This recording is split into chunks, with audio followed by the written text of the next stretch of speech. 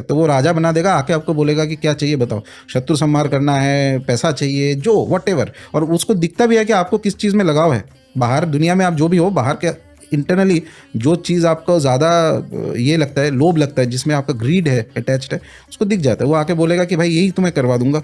Normal people will, normally lot of people से हाँ हाँ हाँ चाहिए, यही चाहिए, चाहिए, या कुछ प्रॉब्लम चल रहा है वो सॉल्व कर देगा, कुछ बून्स दे देगा, ये सब चीज़ ठीक है, ये कोई भी कर सकता है स्पिरिचुअल प्लेन में नेगेटिव। लेकिन ध्यान को हायर अवस्था में लेके जाना, समाधि के तरफ लेके जाना, ये एक देवता ही कर सकता है और कोई नहीं कर सकता, पूरा यूनिवर्स में कोई नहीं।